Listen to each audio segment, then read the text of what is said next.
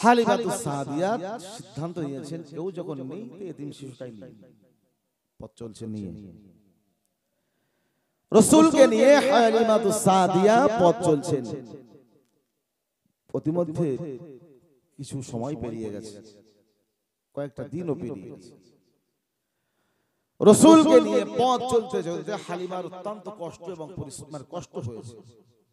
কষ্ট হওয়ার পরে রাসূলকে করে করে নিয়ে একটু তিনি বিশ্রাম নিচ্ছেন, যে অত্যন্ত কষ্ট হয়েছে।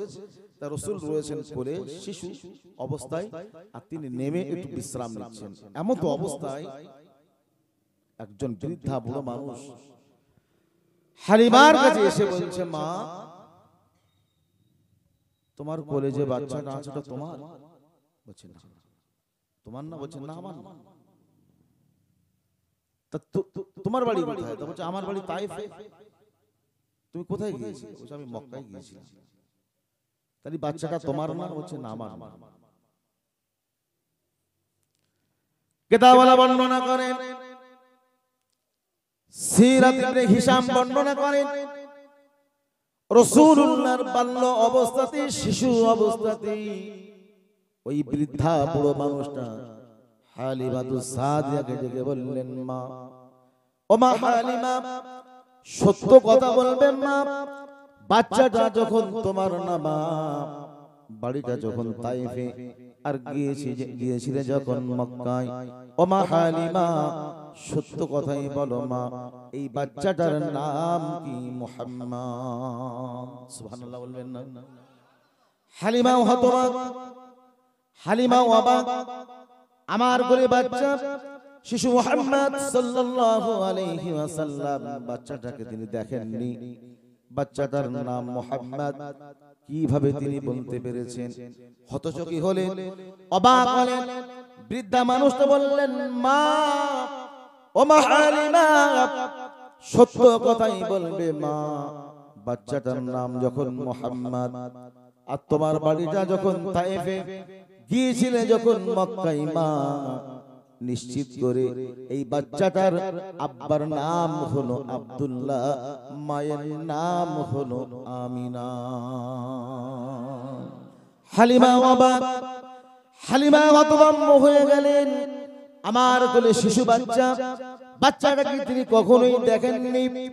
আজ বাচ্চার নাম বললেন, আব্বার নাম বললেন, মায়ের নাম বলে দিলেন। হালিমা হতবাক, হতভম্ব হয়ে বৃদ্ধা মানুষের দিকে তাকালেন। ওই বুড়ো মানুষটা বললেন, মা, ও মা হালিমা, বাচ্চাটার নাম যখন মুহাম্মদ সাল্লাল্লাহু আলাইহি ওয়াসাল্লাম, মা, তোমার কাছে একটা দাবি রাখবো মা, জীবনের বড় আশা, জীবনের বড় শখ, ও মা হালিমা, তোমার কোলে যে বাচ্চাটা রয়েছে মা, এই বাচ্চাটার পিঠখানা একবার দেখবো। আমার দেখাবে না? হালিমা বললেন না। রাসূলুল্লাহকে যখন নিয়ে হালিমাতুস সাদিয়া তিনি যখন আসছিলেন, রাসূলুল্লাহর জননী মা আমিনা হালিমাকে বলেছিলেন, মা, ও মা হালিমা, তুমি স্মরণ রেখো মা, আমার শিশু বাচ্চাটা কোনো সাধারণ বাচ্চা নয়। আমার এই বাচ্চাটার দুশমন হবে ইহুদি এবং খ্রিস্টানেরা। ও হালিমা, আমার বাচ্চাটাকে ইহুদি খ্রিস্টানদের থেকে একটু হেফাজতে রেখো। হালিমার কথা মনে পড়ল, বুআমিনা আমার কাছে বাচ্চাটা যখন দিয়েছিলেন, এই কথাই বলেছিলেন, বুবু, বাচ্চাটার দুশমন হবে ইহুদি এবং খ্রিস্টানেরা, তাদের থেকে বাচ্চাটাকে হেফাজতে রাখবে।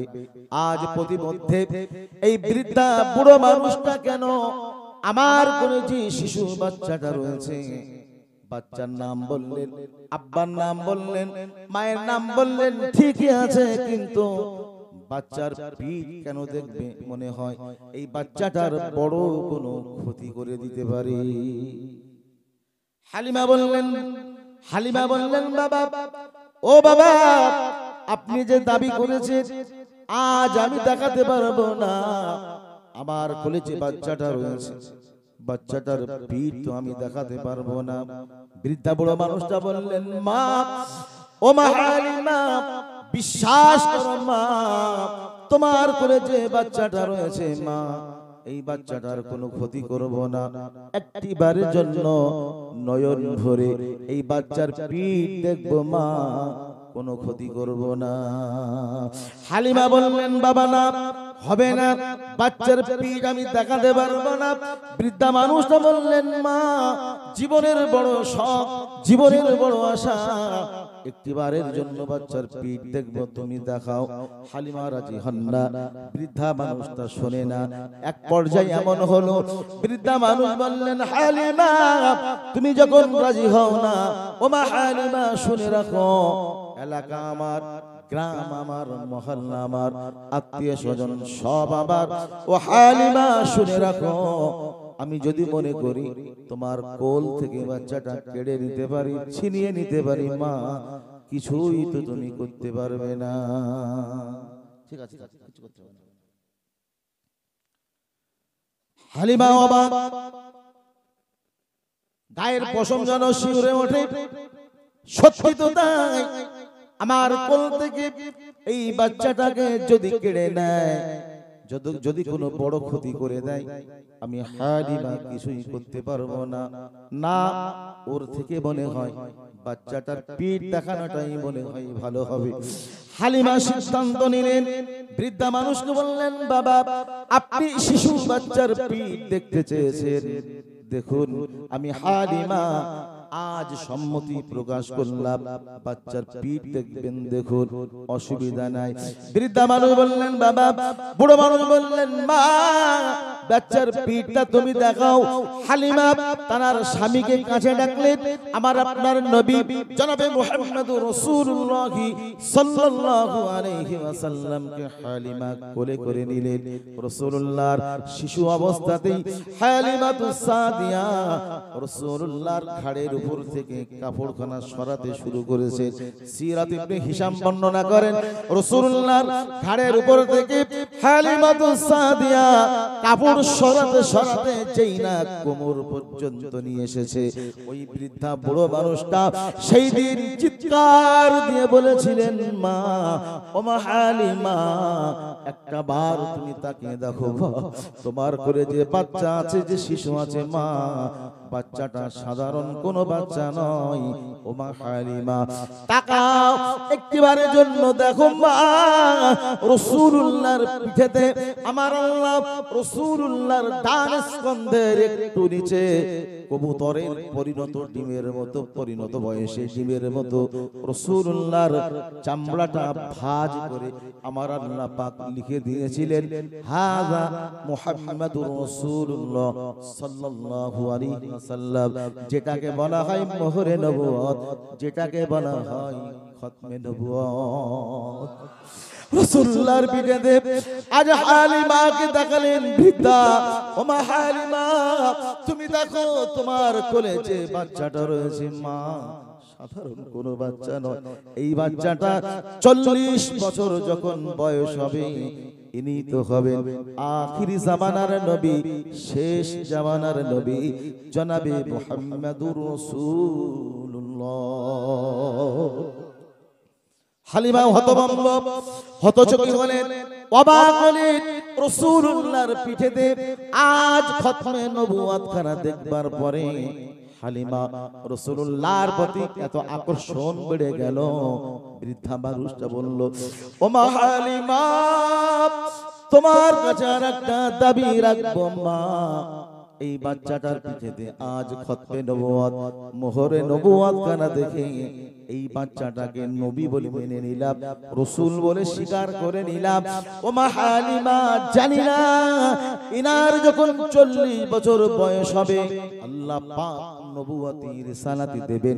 আমি বৃদ্ধা বুড়ো মানুষ, ওই 40টা বছর যদি বেঁচে না থাকি, আমি বুড়ো মানুষটা যদি মারা যায়, ও মা হালিমা, তোমার কাছে জীবনের একটা দাবি, রাসূল যখন এই শিশু বাচ্চাটা যখন নবী বলে দাবি করবেন, আল্লাহর পক্ষ থেকে নবী এবং রাসূল এই কথাটা যখন বলবেন, ও মা হালিমা, আজ আমি বৃদ্ধা বুড়ো মানুষ, এনার পিঠেতে মোহরে নবুয়ত কানা দেখে নবী বলে মেনে নিলাম, রাসূল বলে স্বীকার করে নিলাম।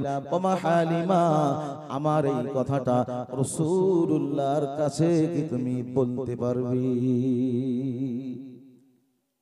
হালিমা বললেন, বাবা, অন্যায় কোনো দাবি নয়।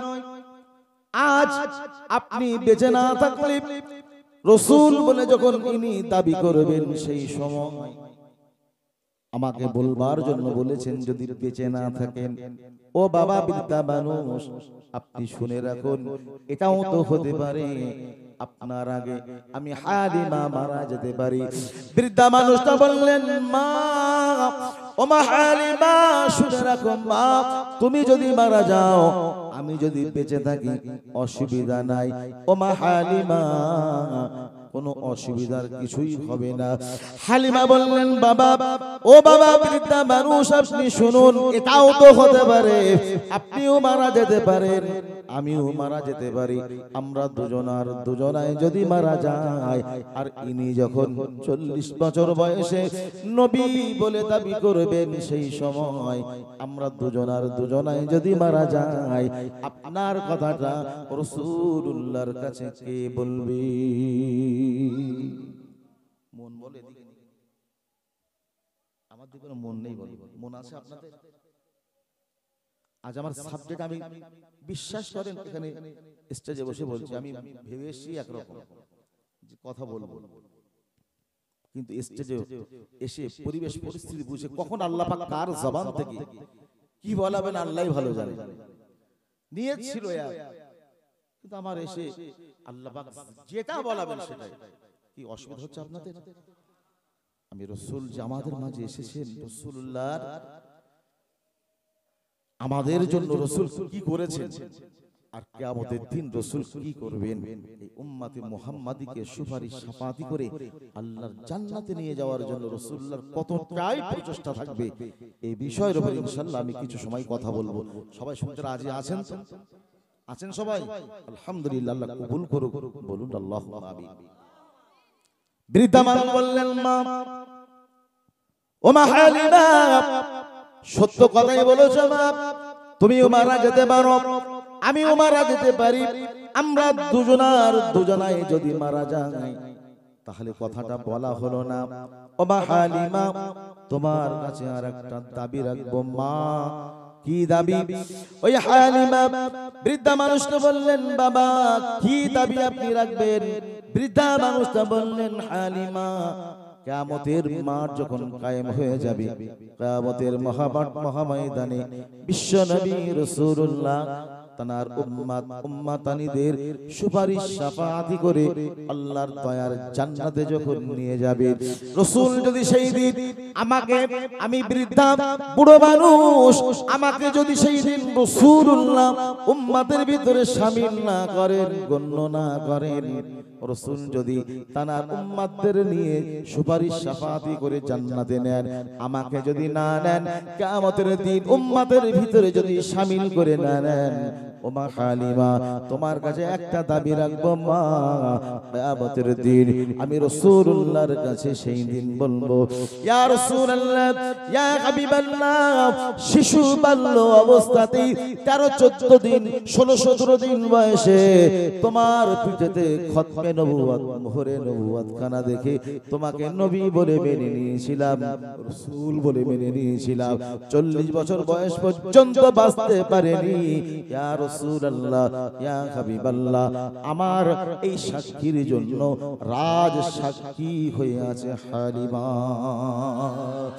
আমি যেই সেই দিন আল্লাহর আদালতে কিয়ামতের দিন বলবো, হালিমা বলো বলো তোমার কাছে দাবি, সেই দিন আমার হয়ে রাসূলুল্লাহর সামনে সেই দিন কি তুমি সাক্ষীটা দিতে পারবে? দাবি রাখলেন। হালিমা বললেন, বাবা, যে দাবি রেখেছ আমি চেষ্টা করব, পূরণ করব, মেনে নিলাম। আজ আমার আপনার নবী জনাবে মুহাম্মদ রাসূলুল্লাহ সাল্লাল্লাহু আলাইহি ওয়াসাল্লামকে নিয়ে হালিমাতুস সাদিয়া পথ চলতে চলতে বাড়িতে নিলেন। আজ রাসূলুল্লাহকে দেখাশোনা করেন। দেখতে দেখতে 2 বছর পেরিয়ে গেল, আবার জননী মায়ের কাছে ফিরিয়ে দিয়ে গেলেন। রাসূলুল্লাহ আস্তে আস্তে করে আজ নবী বড় হতে লাগলেন। বড় হতে হতে 6 বছর যখন বয়স হলো, আজ রাসূলুল্লাহর জননী আমিনা দুনিয়ার জমিন ছেড়ে তিনি বিদায় হয়ে গেলেন। কোন অবস্থাতে? পেটে যখন নবী আব্বা হারালেন, আজ রাসূল আব্বার কবর জিয়ারতের উদ্দেশ্যে প্রতিমধ্যে জননী মাকে হারালেন। রাসূলুল্লাহর বয়স হলো 6। রাসূল আজ আব্বা হারা মা হারা এমন একটা অবস্থা, শিশু অবস্থাতেই আব্বা মা গর্ভে থাকাকালীন আব্বা হারালেন। আজ 6 বছর বয়সে মাকে যখন হারিয়ে ফেললেন, আজ আব্বা হারা মা হারা, নবীকে কে দেখাশোনা করবেন? সেই দিন রাসূলুল্লাহর দাদা আব্দুল মুত্তালিব বলেছিল মুহাম্মদ সাল্লাল্লাহু আলাইহি ওয়াসাল্লাম, বাবা চিন্তা করো না, তোমার আব্বা নাই মা নাই, কি হয়েছে? আমি আজ আব্দুল মুত্তালিব, তোমার সকল তাই দায়িত্ব আমি আব্দুল মুত্তালিব নিজে কাঁধে তুলে নিলাম। আজ আব্দুল মুত্তালিব রাসূলুল্লাহ দেখাশোনার দায়িত্ব নিলেন। দেখতে দেখতে 2 বছর পেরিয়ে গেল, বয়স হলো 8 বছর বয়সে আজ রাসূলুল্লাহর দাদা আব্দুল মুত্তালিব তিনিও ইন্তেকাল করলেন, তিনিও মারা গেলেন। আব্বা হারা নবী, মা হারা, দাদু দায়িত্ব নিয়েছিলেন, দাদুকেও হারিয়ে ফেললেন। চিরজনমের মতো আমার নবী এতিম হয়ে রইলেন। আমার নবীকে কে দেখাশোনা করবে? এমন একটা সময় যখন এসেছে, রাসূলুল্লাহর চাচা আবু তালিব এগিয়ে এসে বললেন, ভাতিজা, ও আমার ভাতিজা মুহাম্মদ সাল্লাল্লাহু আলাইহি ওয়াসাল্লাম, বাবা চিন্তা করো না, কেঁদো না, আব্বা নেই মা নেই দাদু নেই, কি হয়েছে? আমি তোমার চাচা আবু তালিব তো বেঁচে রয়েছি বাবা, আজ থেকে তোমার সকল দায়িত্ব আমি আবু তালিব নিজে কাঁধে তুলে নিলাম। রাসূলুল্লাহর সকল দায়িত্ব আজ আবু তালিব তিনি কাঁধে তুলে নিলেন, রাসূলুল্লাহকে দেখাশোনা করেন। আজ রাসূলুল্লাহকে দেখভাল করেন। দেখতে দেখতে রাসূলুল্লাহর জীবনের কটা বছর পেরিয়ে গেল। আজ রাসূলুল্লাহর বয়স হলো 25। কত বছর? আমি নির্যাসটুকু বলছি, সব যদি বলি তা সে সময় পাওয়া যাবে না। এটা আমার মূল উদ্দেশ্য, আমি বোঝাতে চাচ্ছি, নিশ্চিত করে বুঝতে পারবেন। 25 বছর যখন রাসূলুল্লাহর বয়স হয়েছেন, আজ যখন যৌবন বয়স, সেই সময় তো মানুষের পয়সার প্রয়োজন রয়েছে, অর্থের প্রয়োজন রয়েছে। রাসূলুল্লাহকে হালিমা খাদিজাতুল কুবরা রাদিয়াল্লাহু তাআলা আনহার গৃহে রাসূলুল্লাহ একটি চাকরিতে নিযুক্ত হলেন। কোন চাকরি? যে চাকরিটা ছিল খাদিজার ম্যানেজারি পোস্টের বড় অভাব ছিল, যার হাতেই না এই দায়িত্ব দিয়েছে। পয়সা এমন একটা জিনিস হুজুর, যার হাতে দেওয়া হয় মোটামুটি একটু এদিক সেদিক হয়ে যায়। ম্যানেজারি দায়িত্ব যার হাতেই না দেওয়া হয়েছে, সেই তছনছ করেছে।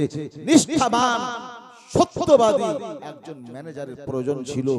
আজ রাসূলুল্লাহকে খাদিজা সেই দায়িত্বে নিয়োগ করে দিলেন। রাসূল যখন ওই ম্যানেজারি দায়িত্ব পেলেন, খাদিজার সকল মালামাল ব্যবসা বাণিজ্য নিয়ে সিরিয়ায় রাসূল রওনা করেছেন।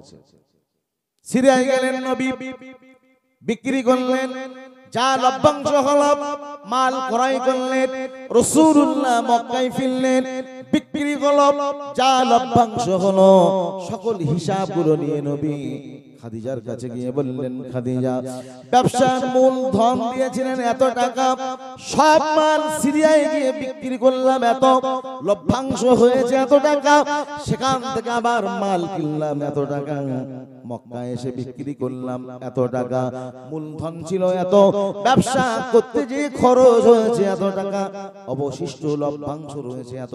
রাসূলুল্লাহ সকল হিসাব যখন খাদিজার কাছে সুন্দরভাবে বুঝিয়ে দিলেন, আজ স্বয়ং খাদিজা আমার নবী রাসূলুল্লাহর প্রেমে মুগ্ধ হয়ে গেলেন। নবী মুহাম্মদ সাল্লাল্লাহু আলাইহি ওয়াসাল্লাম এই যুবক সাধারণ কোন যুবক নয়। খাদিজা তিনি ভাবলেন এতদিন এই পোস্টে ম্যানেজারি দায়িত্বে যার হাতে না দিয়েছি সেই তো তছনছ করে দিয়েছে। এমন নিষ্ঠাবান সৎ চরিত্রবান মানুষ আমি খাদিজা কখনোই দেখি নাই।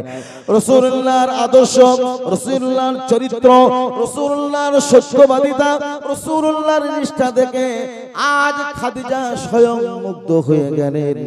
বিশ্বনবী রাসূলুল্লাহ জনাবে মুহাম্মদ রাসূলুল্লাহ সাল্লাল্লাহু আলাইহি ওয়াসাল্লামের সত্যবাদিতা দেখে, নিষ্ঠাবান দেখে আজ খাদিজা স্বয়ং মুগ্ধ হলেন। খাদিজার পরিচারিকা হিসাবে যে মহিলা ছিলেন নাম নাফিসা, কিতাবওয়ালারা বর্ণনা করেছেন খাদিজা সরাসরি রাসূলকে কিছু বলতে পারেন না। আজ নাফিসাকে ডাকলেন, নাফিসা যাও, আমি খাদিজা, আমার বয়স হলো 40, মক্কার সব থেকে ধনাঢ্য ঘরের ছেলেরা আমি খাদিজা আমাকে বিয়ে করবার প্রস্তাব দিয়েছিল, আমি খাদিজা কারোর প্রস্তাবে রাজি হইনি। ও নাফিসা যাও, আমার গৃহে ম্যানেজারি পোস্টে যে যুবকটা রয়েছে মুহাম্মদ সাল্লাল্লাহু আলাইহি ওয়াসাল্লাম তার নিষ্ঠাবান, তার চরিত্র দেখে, আদর্শ দেখে আমি খাদিজা তার প্রেমে মুগ্ধ হয়ে গিয়েছি। ও নাফিসা যাও, আমি স্বয়ং খাদিজা তার সঙ্গে বিয়ে করতে চাই। এই দাবিটা, এই প্রস্তাবটা মুহাম্মদ সাল্লাল্লাহু আলাইহি ওয়াসাল্লামের কাছে দাও। নাফিসা এলেন, রাসূলুল্লাহকে বললেন, সকল কথা খুলে বললেন। রাসূল বললেন, নাফিসা আজ আমি মুহাম্মদ সাল্লাল্লাহু আলাইহি ওয়াসাল্লাম যুবক মানুষ ঠিকই আছে, কিন্তু আব্বা খারাপ, মা খারাপ, দাদু খারাপ, সকল দায়িত্ব চাচা তিনি দেখভাল করেন। আমার কোথায় বিয়ে দেবেন, বিয়ে দেবেন কি দেবেন না, কোথায় বিয়ে দেবেন সিদ্ধান্ত নেবেন চাচা। এ বিষয়ে আমি মুহাম্মদ সাল্লাল্লাহু আলাইহি ওয়াসাল্লাম কিছুই বলতে পারবো না। রাসূল এ শিক্ষা দিলেন। আজ আমাদের চাচা তো দূরের কথা, বাপ বেঁচে রয়েছে কিন্তু বাপের বিয়ের সময় প্রয়োজন মনে করে না, এমন ছেলে আছে না? কথা বলেন, আছে না? শরীয়ত পারমিট করেছে ছেলে মেয়েকে দেখবে, মেয়ে ছেলেকে দেখবে, ঠিকই আছে, কিন্তু গার্জিয়ান যারা তাদের আলোচনা পরামর্শ নেওয়ার প্রয়োজন আছে না? নেই, গুরুত্বহীন করে দেয়, তাদের কিছুই মনে করে। কিন্তু রাসূল এই আদর্শ শিখিয়েছেন, আব্বা নেই মা নেই, কিন্তু আমি চাচার গৃহে মানুষ, আজ চাচা তিনি সম্মতি না দিলে আমি মুহাম্মদ সাল্লাল্লাহু আলাইহি ওয়াসাল্লাম আমি এই বিয়েতে প্রস্তাব রাজি হতে পারবো না। তিনি দিতে চাইলে রাজি, না দিতে চাইলে কিছুই করতে পারবো না। চলে গেলেন নাফিসা, খাদিজার কাছে গিয়ে এই কথা বললেন। খাদিজা আরো মুগ্ধ হলেন যে ছেলেটার ভিতরে কি আদর্শ, আজ বিয়ের কথাটাও নিজে বলবে না চাচা ছাড়া। সুবহানাল্লাহ বলবেন না? আমার আব্বা জানেরা দুপুরের টাইম নবী মুহাম্মদুর রাসূলুল্লাহ সাল্লাল্লাহু আলাইহি ওয়াসাল্লাম খাওয়ার টাইম খেতে বসেছে। লোকমা রাসূলুল্লাহ এমন করে গালে উঠাবেন, ঠিক এমন একটা সময় চাচা ডেকে বললেন, মুহাম্মদ সাল্লাল্লাহু আলাইহি ওয়াসাল্লাম ও ভাতিজা, তোমার বয়স হয়েছে, তুমি যুবক হয়েছো, বিয়ের বয়স হয়েছে বাবা, তোমাকে বিয়ে দেব। একটা মেয়ে আমি দেখেছি বাবা, তুমি এই বিয়ে থেকে রাজি আছো? খাদিজার কথা বললেন।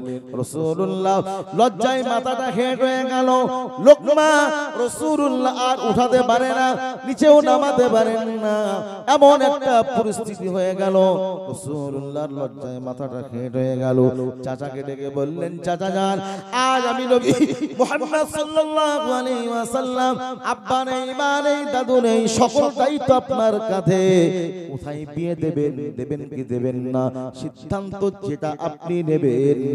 রাসূলুল্লাহর বয়স হলো 25, এমন অবস্থায় রাসূলুল্লাহর সঙ্গে বিয়ে হলো। আজ খাদিজা মক্কার সব থেকে ধনাঢ্য মহিলা, যত মালামাল ধন সম্পদ ছিল, রাসূলুল্লাহকে লক্ষ্য করে বললেন, স্বামী হে আমার স্বামী আল্লাহ পাকের নবী। আল্লাহ পাক যত সম্পদ আমাকে দিয়েছেন সকল সম্পদগুলো আপনার দায়িত্বে দিয়ে দিলাম, আপনি কি করবেন? আজ থেকে এই সম্পদের মালিক খাদিজা আমি না, আজ থেকে সম্পদের মালিক হলেন আপনি। রাসূলকে গরীব বলে মানুষ হেয় করে দেন না, এটা করবেন না। বলছে আমাদের বলে যে ৭০ তালি জামা গায়ে দিতে, কে বলেছে কথা তোমায়? ইসলাম পরিপাটি শিখিয়েছে আমাদের, সুগন্ধ ব্যবহার করো, পরিষ্কার পরিচ্ছন্ন জামা পরো। অন্য কওমের মানুষ যেন বুঝতে না পারে ইসলাম গরীব ভিখারি না, অন্য কওমের মানুষদের পাশ দিয়ে যাবে, তোমার পোশাক যেন ঠিক থাকে। যা ইসলাম সুন্দর, ইসলাম তো গরীব নয়।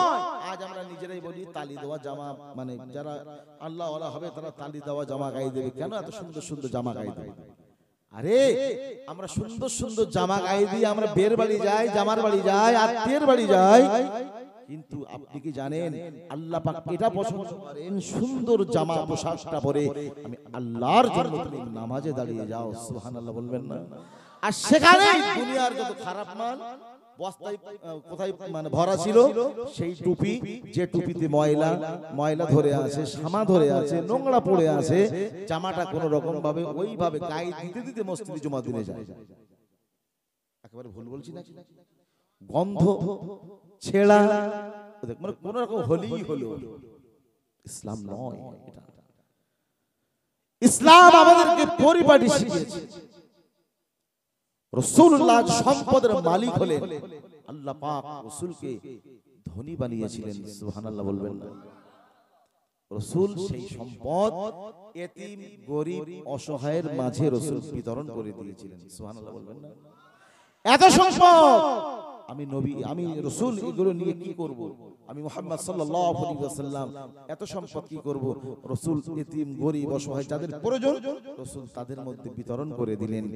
আজ রাসূল খাদিজাকে ডেকে বলছেন, খাদিজা একটি কথা তোমাকে বলবো। কি? আমার স্বামী, আপনি বলুন কি কথা বলতে চান? বলছে আজ আল্লাহ পাক যখন কোনো অভাব রাখেনি, খাওয়ার কোনো সমস্যা নাই, আজ দুবেলা দুমুঠোর জন্য আমাকে কখনো কখনো মাঠে ময়দানে যেতে হয়েছে, কাজ করতে হয়েছে।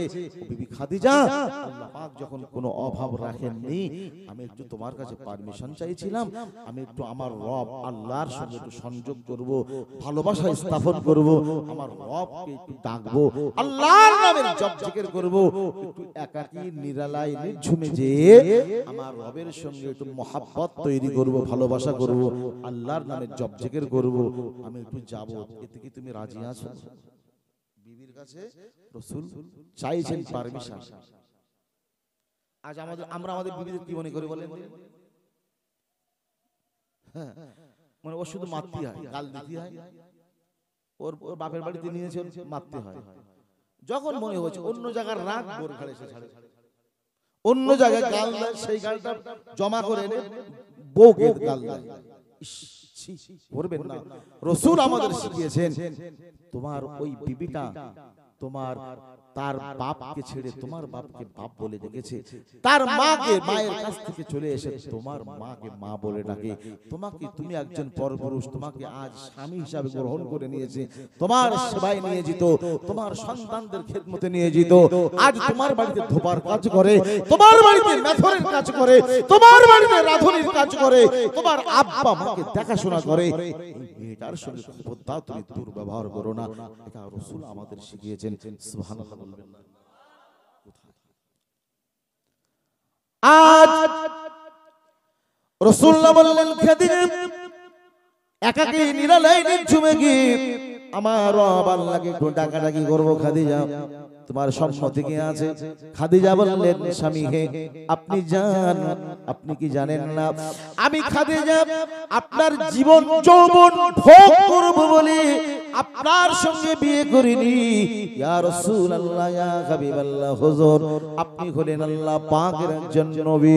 কাল কিয়ামতের মহামাত ময়দানে বিশ্ব নবী জনাবে মুহাম্মদুর রাসূলুল্লাহ সাল্লাল্লাহু আলাইহি ওয়াসাল্লামের বিবি হয়ে আল্লাহর আদালতে আমি উঠব। এজন্যই করে আমি তো আপনার সঙ্গে বিয়ে করেছি। পৃথিবীর সেরা মহামানব আল্লাহ পাকের নবী জনাবে মুহাম্মদ রাসূলুল্লাহ সাল্লাল্লাহু আলাইহি ওয়াসাল্লাম আমার স্বামী। আমার জীবন সার্থক হয়েছে, ধন্য হয়েছে।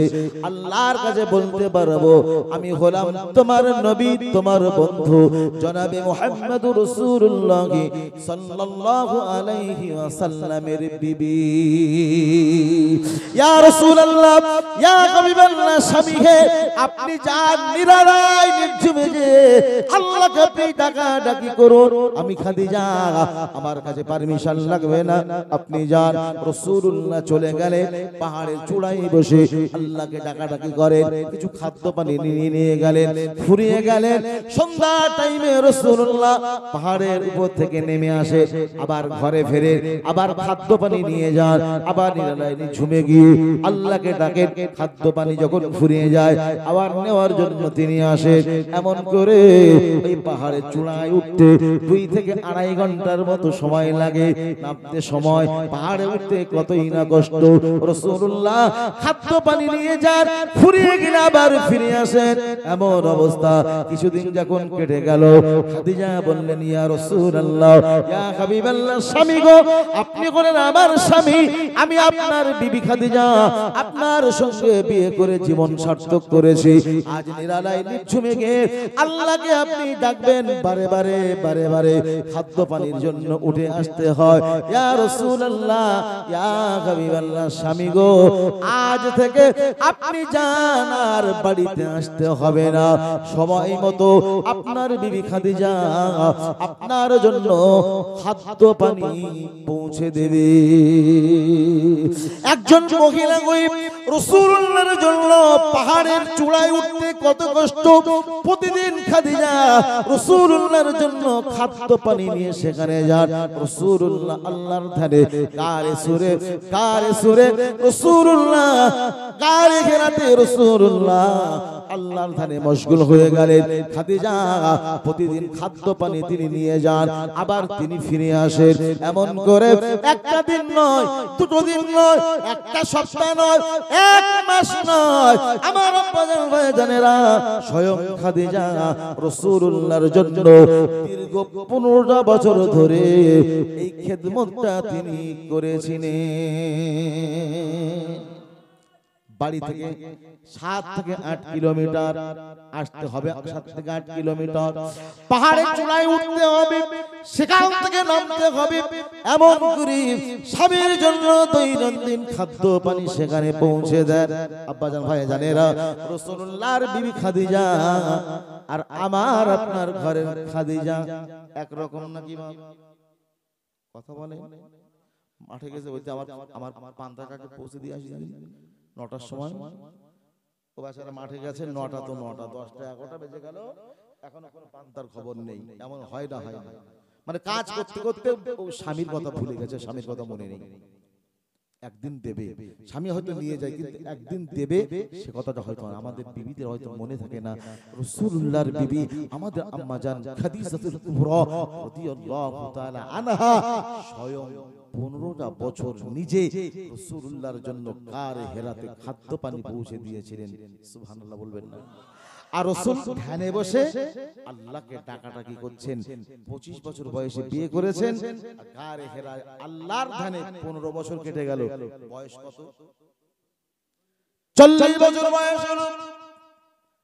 সিরাত ইবনে হিশাম বর্ণনা করে, আজ নবী 40 বছর যখন বয়স হলো, আল্লাহ পাক জিবরিল আমিন আলাইহিস সালামকে পাঠিয়ে দিলেন, জিবরিল যাও, চলে যাও, আমার পক্ষ থেকে আজ কোরআন নাযিল করে দাও, ওহী নিয়ে যাও। আল্লাহ পাকের ফেরেশতা জিবরিল আমিন আলাইহিস সালাম ওই 15টা বছর পরে আল্লাহ পাকের নবীর কাছে এসে বললেন, ইকরা, হে নবী আপনি পড়ুন। মুফাসসির کرام বলেছেন, রাসূল বলেছিলেন আমি পড়ব না। এমন করে কেন পড়বে না? জিবরিল বললেন ইকরা, হে নবী আপনি পড়ুন। জিবরিল আমিন আলাইহিস সালাম স্পষ্ট করেন না নবী কার নামে পড়বেন, এজন্যই নবী তিনি পড়েন না। জিবরিল আমিন আলাইহিস সালাম তিনি বুকের সঙ্গে চেপে আবার ছেড়ে দেন। রাসূলুল্লাহকে লক্ষ্য করে জিবরিল আমিন আলাইহিস সালাম এবারে বললেন ইকরা বিসমি রাব্বিকাল্লাযী খালাক, হে নবী আপনি পড়ুন ওই প্রভুর নামে যে প্রভু রব আল্লাহ পাক আপনাকে সৃষ্টি করেছেন। যেই না বলেছেন রাসূলুল্লাহ পড়া শুরু করে দিয়েছিলেন। নবী আপনি পড়ুন ইকরা বিসমি রাব্বিকাল্লাযী খালাক, হে নবী আপনি পড়ুন ওই প্রভুর নামে যে প্রভু রব আল্লাহ পাক আপনাকে সৃষ্টি করেছেন। এবারে নবী পড়া শুরু করেছেন। রাসূলুল্লাহর প্রতি ওহী নাজিল হলো। আজ রাসূলুল্লাহর প্রতি নবুয়তি আল্লাহ পাক দিয়ে দিলেন। 40 বছর পূর্ণ হলো। রাসূল কারে হেরা থেকে ফিরলেন। ফিরে রাসূলুল্লাহ যখন এই একাত্মবাদের দাওয়াত বেঈমান বেদিনদের কাছে দিয়েছে, সেই দিন রাসূলকে বিশাল যত্ন করেছিল। বলেন বিশাল যত্ন করেছিল না? রাসূল বেঈমান বেদিনদের কাছে রাসূলুল্লাহ বললেন লা ইলাহা, কোনো ইলাহা নাই আল্লাহ ছাড়া, লা ইলাহা কোনো ইলাহা নাই ইল্লাল্লাহ আল্লাহ ছাড়া, মুহাম্মাদুর রাসূলুল্লাহ আমি মুহাম্মদ সাল্লাল্লাহু আলাইহি ওয়াসাল্লাম আল্লাহ পাকের প্রিয় রাসূল নবী। এই কথাটা যেই না নবী বলেছেন, বেঈমান বেদিনদের মাথা গরম হয়ে গেল। নবী তোমাকে ছাড়া আল্লাহ পাক কাউকে দেখতে পাইনি না, এমন করে রাসূলুল্লাহকে নবী বলে মানে না, গান দেয়। রাসূলুল্লাহর প্রতি নির্যাতন, রাসূলুল্লাহর প্রতি অত্যাচার এমন বেড়ে গেল, রাসূলুল্লাহকে কেউ পাগল বলে, রাসূলুল্লাহকে কেউ গান দেয়। এমন একটা যখন পরিস্থিতি, রাসূলুল্লাহ একাত্মবাদের দাওয়াত দিয়ে নবী যখন ঘরে ফিরতেন, আম্মা জান খাদিজাতুল কুবরা রাদিয়াল্লাহু তাআলা আনহা রাসূলকে সান্ত্বনা দিতেন, ইয়া রাসূলুল্লাহ স্বামী গো আপনি হলেন আল্লাহ পাকের নবী।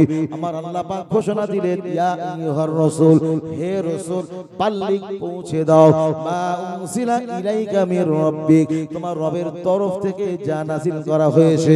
ওয়া ইল্লাম তাফআল, যদি তুমি না করো, ফামা বাল্লাগতা রিসালাতা, ও নবী নবুয়তের দপ্তর থেকে তোমার নামটা কেটে বাদ দেওয়া হবে।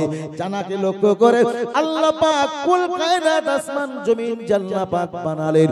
সেই নবীকে বললেন, নবী আল্লাহর পক্ষ থেকে যা পাঠানো হয়েছে তুমি যদি না বলো, নবীর খাতা থেকে তোমার নামটা বাদ দেওয়া হবে। খাদিজা বললেন, স্বামী আল্লাহ পাক আপনাকে নবী করেছেন, এর দায়িত্ব দিয়েছেন, আপনি যদি না করেন আল্লাহ পাক তিনি নারাজ হয়ে যাবেন। আপনি হলেন না সৃষ্টির সেরা মহামানব, আল্লাহ পাকের একজন নবী, কোনো ভয় নেই, কোনো চিন্তা নেই। এই দায়িত্ব আপনার, আপনি করে যান, আপনি পালন করে যান। কেউ নেবি, কেউ বাদ দেবে, কে দিল বাদ দিল দেখবার সময় আপনার নেই। আপনি হলেন আল্লাহ পাকের নবী। রাসূল দাওয়াত দেন, বেঈমানদের অত্যাচার বাড়ে, ঘরে ফিরলে বিবি সান্ত্বনা দেন। আজ খাদিজা ঘরে রাসূলকে সান্ত্বনা দেন। বেঈমান বেদিনের বাচ্চাগুলো রাসূলুল্লাহকে যখন বাহিরে বাইরে কথা বলতো, বড় কথা, স্বয়ং আবু তালিব সেগুলো সামলাতে, যদিও তিনি ঈমানের কলেমা পড়েননি, কিন্তু তানাকে ছোট্টবেলা থেকে 8 বছর বয়স থেকে দেখাশোনা করলেন, বিবাহ দিলেন। আজ আবু তালিব রাসূলুল্লাহকে দেখাশোনা করে। আবু তালিবের ভয়ে বেঈমান বেদিনের বাচ্চাগুলো রাসূলকে তেমন কিছু বলতে পারে না। সুযোগ পেলে বলে, আবু তালিব বাইরেটা সামলান, ঘরের ভিতরে খাদিজা সামলান। কিতাবওয়ালারা বর্ণনা করেন, দেখতে দেখতে রাসূলুল্লাহর জীবনে আরো কটা বছর পেরিয়ে গেল। 40 বছর বয়সে নবুয়তি পেলেন। আজ নবীর বয়স হলো 47। এই 47 বছর বয়সে আল্লাহ পাক ওই একই বছরে খাদিজাকে আল্লাহ ডেকে নিলেন। খাদিজা ইন্তেকাল করলেন। ওই বছরে আল্লাহ পাক রব্বুল আলামিন আবু তালিবকে ডেকে নিলেন। একই বছরের ভিতরে আবু তালিব মারা গেলেন, খাদিজাও মারা গেলেন। আজ নবী আব্বা খারাপ, মা খারাপ, দাদু খারাপ, চাচা খারাপ, বিবি খারাপ, কে সান্ত্বনা দেবে, কে দেখাশোনা করবে? এমন মানুষটা পৃথিবীর জমিনে নয়। বেঈমান বেদিনদের অত্যাচার এত এত দ্বিগুণ বেড়ে গেল। কিতাবওয়ালারা বর্ণনা করেছে, ধাড়ি মুরগির পেটে পিলে বাচ্চা যদি থাকে, ওই ধাড়ি মুরগিটা যদি মারা যায়, পিলে বাচ্চাগুলোকে, ছানা বাচ্চাগুলোকে, চিল শগুন কাকে তছনছ করতে যেমন মোটেই কষ্ট হয় না, নবী আজ সাহারাহীন হয়ে বললেন, আব্বা হারা, মা হারা, দাদু হারা, চাচা হারা, বিবি হারা, কেউ যখন নাই, বেঈমান বেদিনের বাচ্চাগুলো রাসূলুল্লাহকে এত নির্যাতন, এত অত্যাচার, এত গুণ বাড়িয়ে দিল, রাসূল সইতে পারে না। আমার আল্লাহ পাক রব্বুল আলামিন তিনিও সইতে পারেন না। রাসূলুল্লাহর জীবনের আরো কটা বছর পেরিয়ে গেল, আজ রাসূলুল্লাহর বয়স হলো 51। আমার আল্লাহ আর সইতে পারে না। বেঈমান বেদিনদের অত্যাচার, নির্যাতন এত এত গুণ বাড়িয়ে দিল তারা। আমার আল্লাহ পাক বললেন, জিবরিল যাও, জমিনে চলে যাও, আমার নবীকে ডেকে আনো, যেটাকে বলা হয় মিরাজ। আল্লাহ পাক জিবরিলকে পাঠিয়ে দিলেন।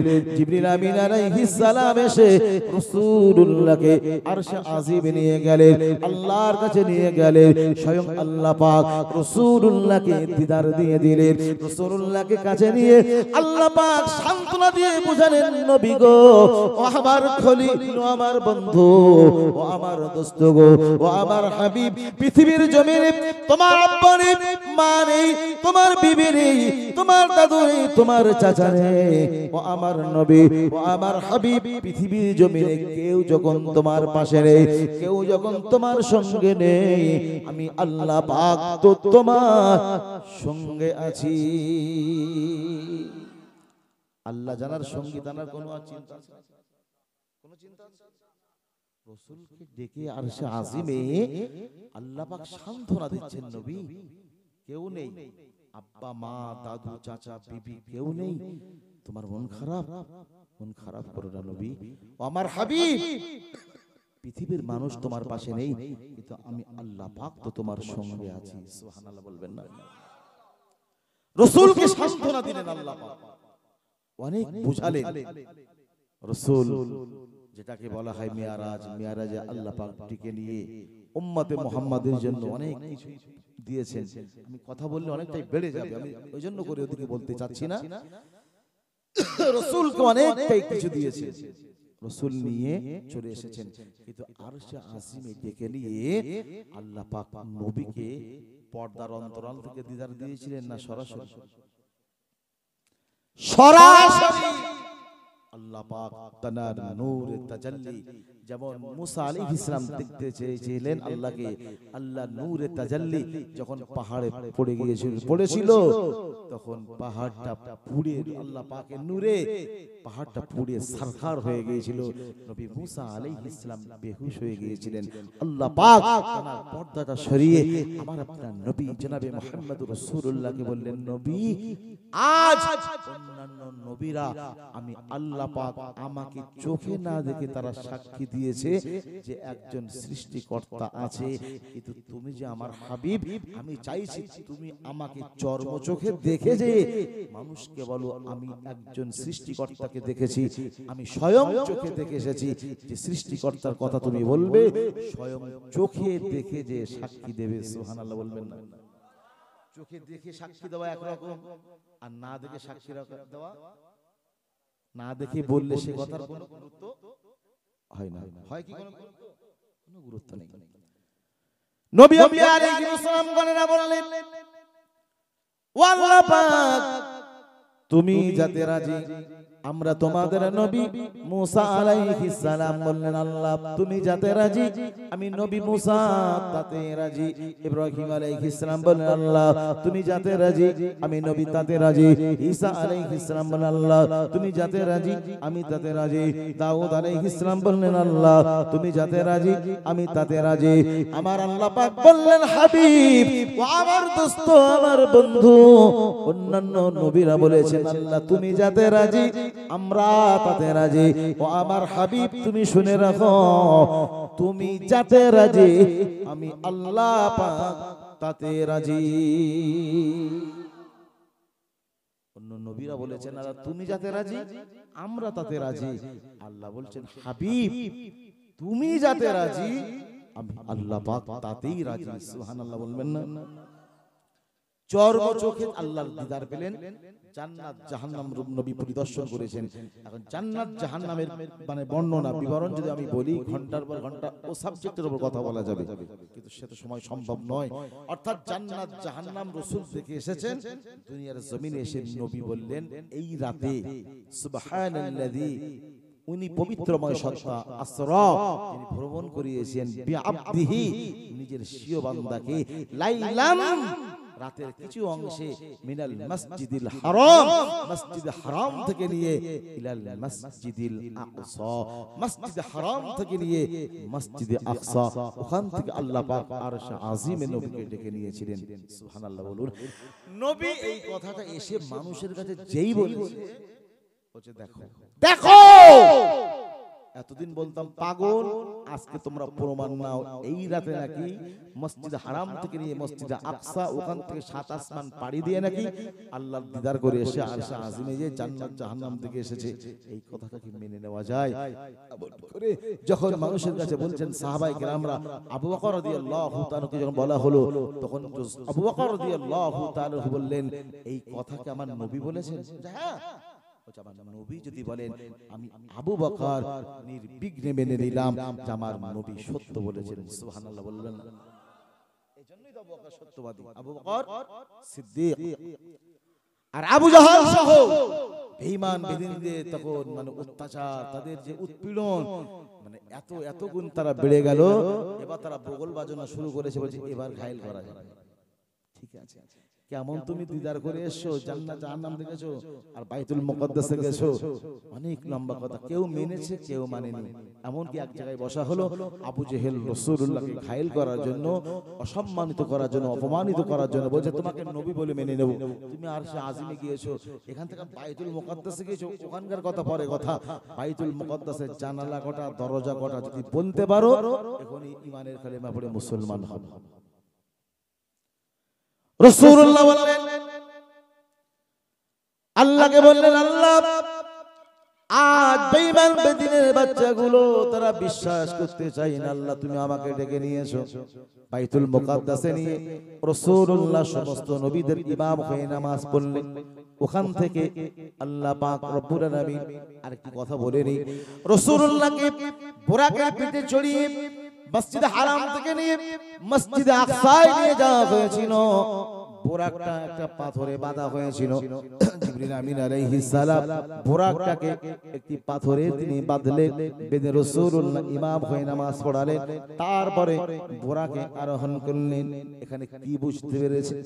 এটাই বর্ণনা করেছে উলামায়ে কেরাম, এটাই বোঝাতে চেয়েছেন তোমরা কোন পশু যখন তোমরা মাঠে ময়দানে চড়াতে যাবে, বাড়িতে রাখবে, আল্লাহর উপর বিশ্বাস করবে, ছেড়ে দিয়ে নয়, গলায় দড়িটা দিয়ে আল্লাহর উপরে তাওয়াক্কুল করো। ওই পশুটার জিম্মাদার স্বয়ং আল্লাহ পাক তিনি নিজে হয়ে যাবে। ছেড়ে দিয়ে নয়, আল্লাহ তুমি দেখো, ছেড়ে দিয়ে নয়, বাঁধো, বেঁধে আল্লাহর কাছে তাওয়াক্কুল করো।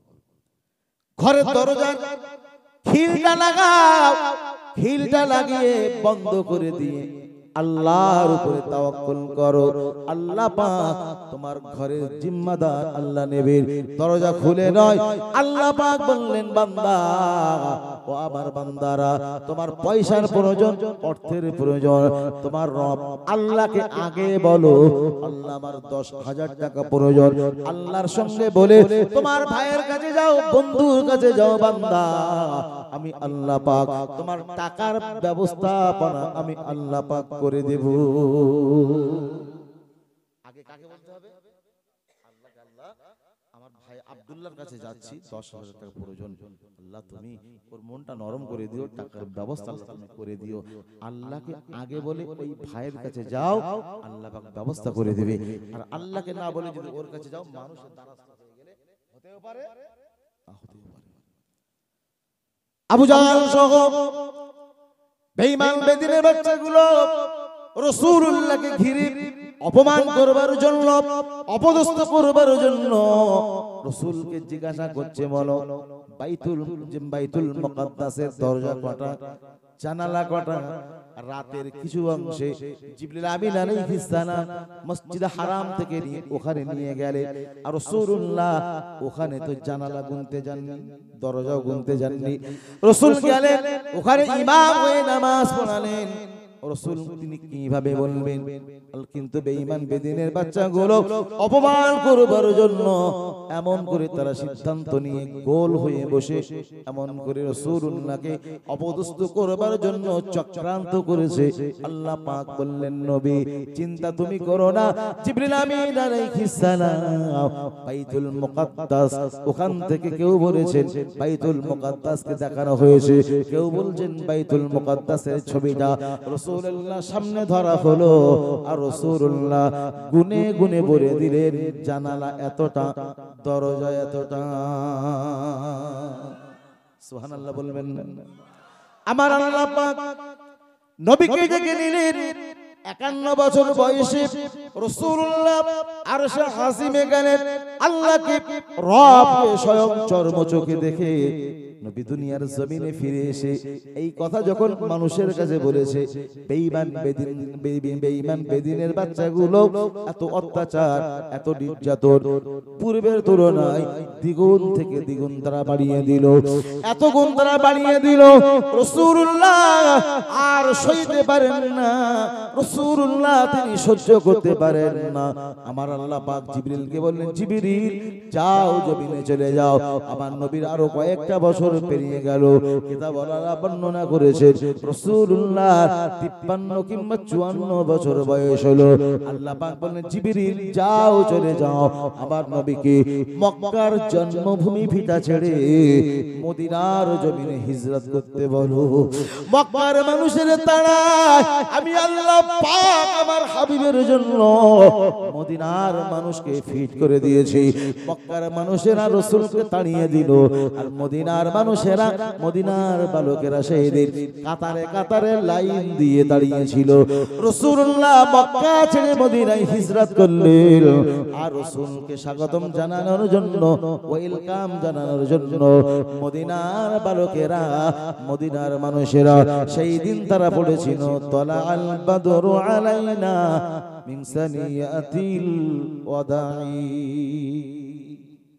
রাসূলকে স্বাগতম জানানোর জন্য মদিনার কাতারে কাতারে বাচ্চা, শিশু, মহিলা, পুরুষ সকলে সেদিন কাতারে কাতারে লাইন দিয়ে দাঁড়িয়েছিল। স্বাগতম জানালো, ওয়েলকাম জানালো, রাসূলকে সান্ত্বনা দিল, রাসূলকে সেখানে জায়গা করে দিল। মদিনায় রাসূল রয়েছেন। আজ হালিমা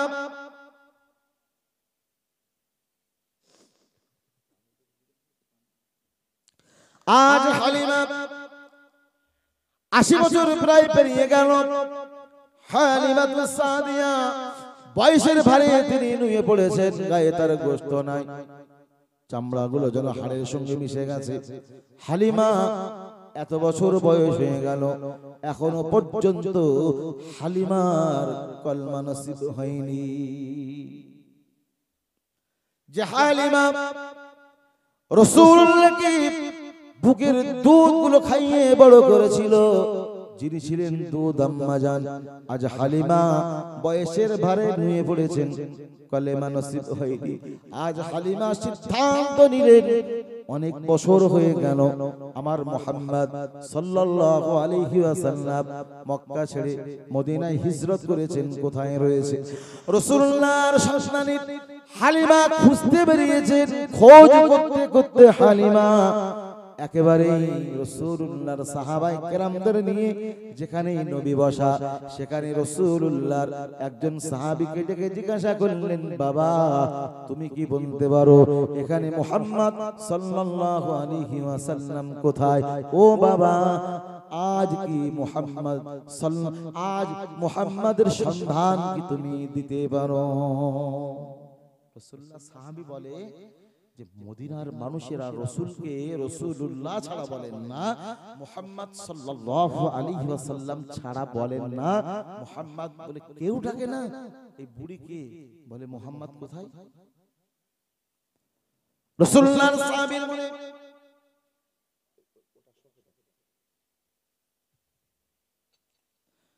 রাসূলুল্লাহ সাহাবীর বলে আজ হালিমার ব্যাপারে যেন একটা অনীহা চলে এসেছে, ঘৃণা এসেছে। এই বুড়িকে কিনা বলে মুহাম্মদ কোথায়? এই কথাটা আজ হালিমা আমার নবীর খোঁজে বিশ্ব নবী রাসূলুল্লাহ সাহাবায়ে কেরামদের নিয়ে বসা। আজ হালিমার কথাটা রাসূলুল্লাহর কান পর্যন্ত পৌঁছে গেল। রাসূলুল্লাহ সাহাবীদের বললেন, সাহাবারা, ও সাহাবারা তোমরা বসো, আমি নবী একটু আসি। সাহাবীদের রেখে রাসূলুল্লাহ উঠে এলেন। লক্ষ্য করে দেখলেন তানার দুধ আম্মা জান হালিমাতুস সাদিয়া তিনি এসেছেন। রাসূলুল্লাহ আজ হালিমাকে সঙ্গে করে নিলেন, কোলে করে নিলেন, বয়সের ভারে নুয়ে পড়েছে। রাসূলুল্লাহ যেখানে বসা ছিলেন হালিমাকে নিয়ে চলে গেলেন। হালিমাতুস সাদিয়াকে নিয়ে রাসূলুল্লাহ বললেন, আপনি একটু দাঁড়িয়ে যান, এখনই বসবেন না। আমার আপনার নবী দিন দুনিয়া বাদশা হাবিবুল্লাহ জনাবে মুহাম্মদ রাসূলুল্লাহ সাল্লাল্লাহু আলাইহি ওয়াসাল্লাম গায়ে একটি চাদর ব্যবহার করতেন নবী। গা থেকে চাদরটা খুলে নিয়ে ভাঁজ করে করে পাথরের উপরে দিয়ে বললেন, আপনি এবারে বসুন। হালিমা পাথরের উপরে ওই চাদরের উপরে বসে পড়লেন। আজ হালিমার সঙ্গে রাসূলুল্লাহর অনেক কথাই হয়।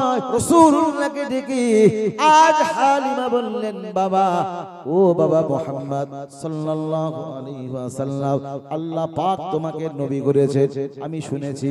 ও বাবা, কলেমা নিয়ে তুমি তায়েফে গিয়েছিলে। তায়েফের বালকেরা, তায়েফের মানুষেরা এত মার তোমাকে মেরেছে, কাঁ দিয়ে রক্ত ঝরিয়ে দিয়েছে। বাবা, আমি হালিমা জানতে পারিনি, পরে জানতে পেরেছি। বাবা মুহাম্মদ সাল্লাল্লাহু আলাইহি ওয়াসাল্লাম, বাবা জেনে রাখো, সেই দিন যদি আমি হালিমা জানতে পারতাম তোমাকে এত নির্যাতন করেছে, আমি হালিমা এক পিস পাথর তো তোমার গায়ে লাগতে দিতাম না। অনেক কথাই না হয়। হালিমার সঙ্গে রাসূলুল্লাহর অনেক কথাই চলছে। রাসূলুল্লাহ বললেন, হালিমা, ও আমার জননী মা, আপনি এসেছেন, আমি আপনার সেই দুধ সন্তান মুহাম্মদ সাল্লাল্লাহু আলাইহি ওয়াসাল্লাম নবী হয়েছি। আল্লাহ পাক আমাকে নবুয়তি দিয়েছেন, রিসালাতি দিয়েছেন। মা, আপনার বুকের দুধগুলো নিংড়ে খেয়ে আমি বড় হয়েছি। মা, আপনার প্রতি অনেক দায়িত্ব কর্তব্য রয়েছে। একটিবার আমি নবীর হাতে হাত দিয়ে ঈমানের কালেমাটা আপনি পড়ে নিন। হালিমা বললেন, মুহাম্মদ, হালিমা বললেন, মুহাম্মদ,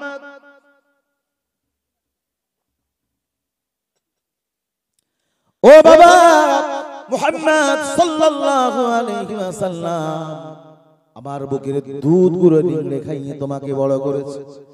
আজ তোমার হাতে হাত ঈমানের কলেমা, এই কলেমা যদি নাই বা পড়ি বাবা, আল্লাহকে আমাকে জাহান্নামে দেবে। তুমি তোমার ছেলে, আমার বুকের দুধগুলো নিংড়ে তোমাকে খাইয়ে বড় করেছি, কলেমা যদি না পড়ি তা তোমার আল্লাহকে আমার ঠেলে জাহান্নামে দেবে। রাসূল চুপ করে গেলেন। রাসূলুল্লাহ কিছুই তিনি বলেন না। কিছু সময় পরে নবী বললেন, মা, আমার দুধ আম্মা জান, আমি আপনার দুধ সন্তান, আমাকে দুধগুলো নিংড়ে খাইয়ে বড় করেছেন। কিয়ামতের মাঠ যখন কায়েম হয়ে যাবে, এই কিয়ামতের মহামাঠ মহাময়দানে আমি আপনার সন্তান নবী মুহাম্মদুর রাসূলুল্লাহ সাল্লাল্লাহু আলাইহি ওয়াসাল্লাম সুপারিশ শাফাআতি করে আল্লাহর জান্নাতে নিয়ে যাব। মা, একটিবার আপনি কলেমাটা শুনিয়ে দিন। হালিমা বললেন, বাবা, ও বাবা মুহাম্মদ সাল্লাল্লাহু আলাইহি ওয়াসাল্লাম, দেখছিলাম বাবা তুমি কি বলো, দেরি করো না বাবা, দেরি করো না। আমি হালিমা আজ ঈমানের কালেমা পড়ে আমাকে মুসলমান করে নাও। জোরে বলবেন না সুবহানাল্লাহ। রাসূলুল্লাহর সঙ্গে অনেক কথাই হয়। হালিমা বললেন বাবা, ও বাবা মুহাম্মদ সাল্লাল্লাহু আলাইহি ওয়াসাল্লাম, বাবা জানতে বড় ইচ্ছা হয় আল্লাহ পাক তোমাকে নবী করেছে। ও বাবা বলো, আমি যখন শিশু অবস্থায় বাল্যবেলাতে 13-14 দিন বয়সে তোমাকে যখন আমার বাড়িতে নিয়ে গিয়েছিলাম বাবা, যখন তোমাকে দোলনায় শুয়ে দিতাম বাবা, দোলনায় শুয়ে শুয়ে আকাশের চন্দ্র সূর্যের সঙ্গে কি যেন সেই দিন খেলা করতে বাবা, সেই দিনকার কথা কি তোমার মনে আছে? নবী বললেন মা, আমার জননী মা, আপনি শুনে রাখুন সেই দিনকার কথা কেন আল্লাহ পাক রব্বুল আলামিন আমাকে নবী করেছেন। অন্যদিকে মন হলি বুঝতে পারবেন, খুব গুরুত্বপূর্ণ কথা। রাসূল বললেন মা, ও জননী মা, আল্লাহ পাক আমাকে নবী করেছেন। আমি নবী মুহাম্মদুর রাসূলুল্লাহ সাল্লাল্লাহু আলাইহি ওয়াসাল্লাম যখন মায়ের গর্ভে ছিলাম, মায়ের গর্ভে বসে বসে আমি সব শুনতে পেতাম, জানতে পেতাম আল্লাহ পাক রব্বুল আলামিন তিনি কার নসিবে কি রেখেছেন, আল্লাহ পাক তাকদীরে কি রেখেছেন। আমার আল্লাহ পাক মায়ের গর্ভে বসে বসে আমি নবী মুহাম্মদুর রাসূলুল্লাহ সাল্লাল্লাহু আলাইহি ওয়াসাল্লাম আমাকে সব শুনিয়ে দিয়েছে। রাসূলুল্লাহ বললেন জননী মা, দোলনার কথা তো দূরের কথা, ওই দোলনায় শুয়ে শুয়ে আমি নবী মুহাম্মদুর রাসূলুল্লাহ সাল্লাল্লাহু আলাইহি ওয়াসাল্লাম যখন মনটা খারাপ হয়ে যেত, আল্লাহ পাকের রহমতের ফেরেশতারা আমি নবীর সঙ্গে খেলা করত, আকাশের চন্দ্র সূর্যগুলো আমি নবীর সঙ্গে সেই দিন খেলা করত।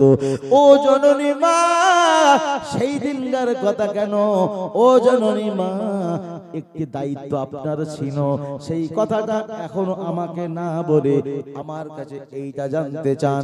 ও জননী মা, 16-17 দিন বয়সে প্রতিমধ্যে এক বৃদ্ধার সঙ্গে কি ঘটনা ঘটেছিল, এই ঘটনা পর্যন্ত এই ঘটনাগুলো আল্লাহ পাক রব্বুল আলামিন সবগুলো আমাকে জানিয়ে দিয়েছে। কি ঘটনা ঘটেছিল? হুজুর আপনি এক আওয়াজ করেন, আমরা শুনি এর বাড়ি বাড়ি মালগুলি নেবেন তো আপনি, আমরা তো কিচ্ছু নেব না, তাহলে আপনি যা পারেন একা বলেন। ওই বুড়োর সঙ্গে কি কথা হয়েছিল মনে নেই? ইনি যখন 40 বছর বয়সে নবী হবেন, সেই সময় আমি যে আজ এই বাল্য বয়সে মোহরে নবুয়ত করা থেকে নবী বলে মেনে নিয়েছি, এই কথা হালিমা তুমি বলে দিও। রাসূল বললেন মা, আমার জননী মা, শুধু দোলনার কথা কেন আল্লাহ পাক রব্বুল আলামিন সব কিছু আমাকে জানিয়ে দিয়েছে। হালিমা আরো হতভম্ব হয়ে গেলেন, অবাক হয়ে গেলেন। রাসূলুল্লাহকে বললেন বাবা, সেই দিনকার কথাও কি তুমি জানো? রাসূল বললেন মা, আল্লাহ পাক আমাকে নবী করেছেন, সব কিছু আল্লাহ পাক আমাকে জানিয়ে দিয়েছে। অনেক কথাই রাসূলুল্লাহ পরিশেষে মাকে নিয়ে আম্মা জান আয়েশা সিদ্দিকা রাদিয়াল্লাহু তাআলা আনহার কাছে গিয়ে বললেন বিবি, রাসূলুল্লাহ গিয়ে বললেন বিবি, ও বিবি আয়েশা, আমি নবী, আমাকে যতটা খিদমত করতে তার থেকে অধিক পরিমাণ এনাকে খিদমত করবে। আম্মা আয়েশা সিদ্দিকা রাদিয়াল্লাহু তাআলা আনহা বলেন, ইয়া রাসূলুল্লাহ, ইয়া হাবিবাল্লাহ, হুজুর আপনি হলেন সৃষ্টির সেরা মহামানব, পৃথিবীর জমিনে সব থেকে খিদমত পাওয়ার বেশি খিদমত পাওয়ার যোগ্য হলেন আপনি, সৃষ্টির সেরা মহামানব আল্লাহ পাকের নবী। আপনার থেকে এই মহিলা বেশি খিদমত করতে হবে। এই মহিলাটা ইনি কে আমার না জানতে বড় ইচ্ছা হয়। নবী বললেন বিবি, ও আমার বিবি আয়েশা, তুমি শুনে রাখো, এই মহিলা অন্য কোন মহিলা নন, তোমার স্বামী জনাবি মুহাম্মদুর রাসূলুল্লাহ সাল্লাল্লাহু আলাইহি ওয়াসাল্লাম জানার বুকের দুধগুলো নিংড়ে খেয়ে বড় হয়েছিল।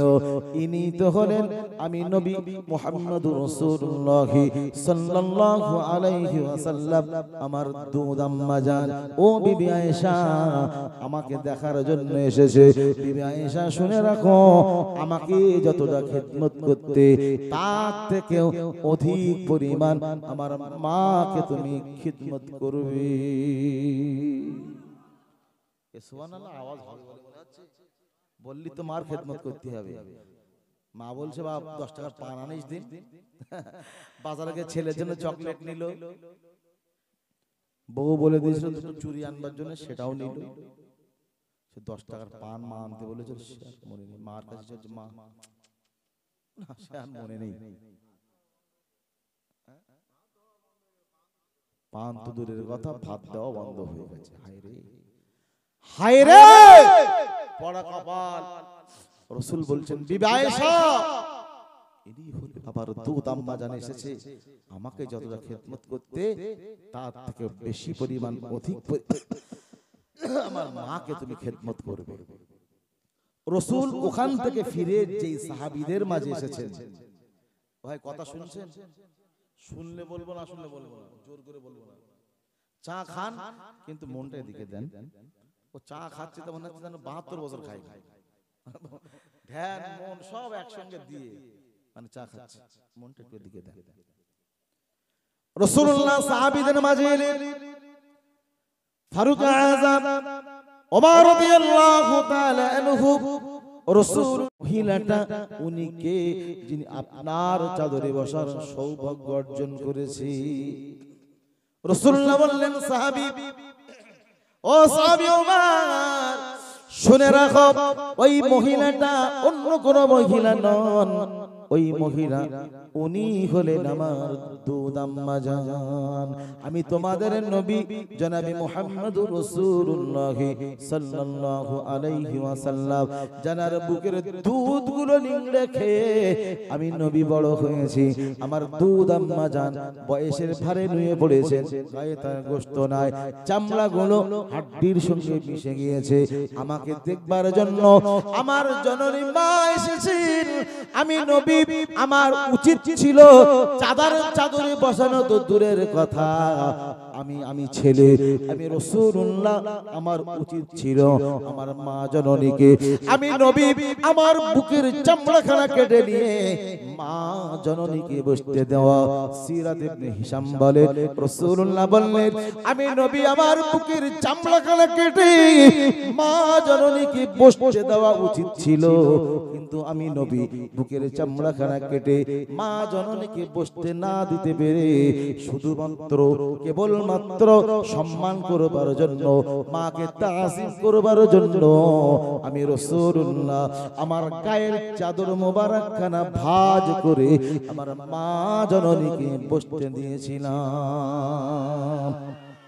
জোরে বলা যাবে না, জোর হবে না, নারে তাকবীর, দরুদ শরীফ আল্লাহ।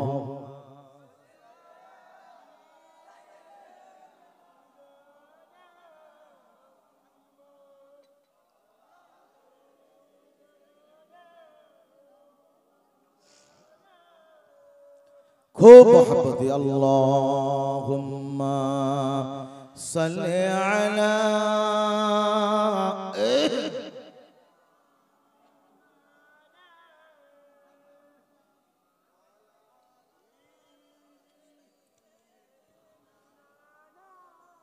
ओगो अब्दुल्लाह तोमार कोड़े घरे খোদারি করুণা পড়ে সদা জরে। ওগো আব্দুল্লাহ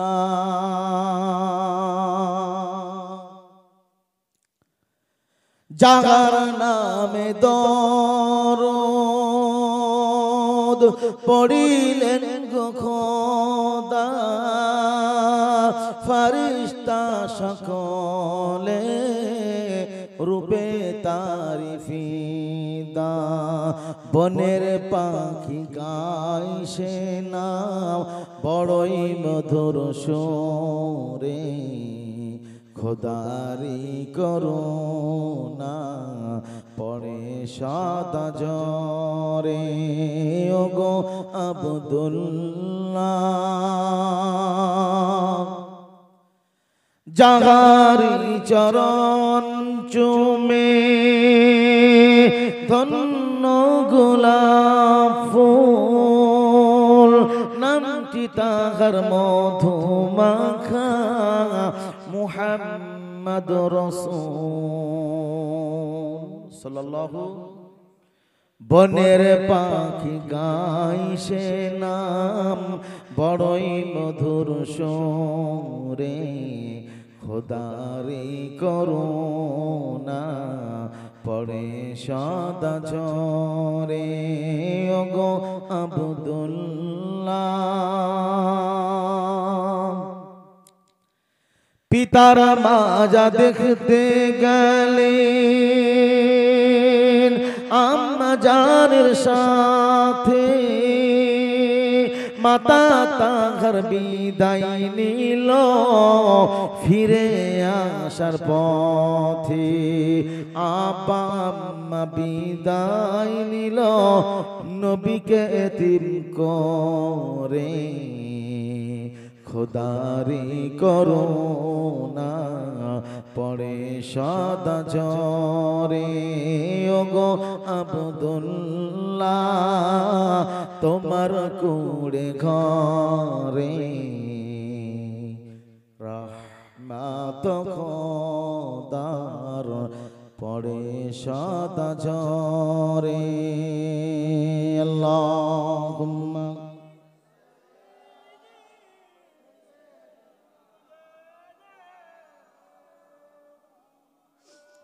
وعلى آل سيدنا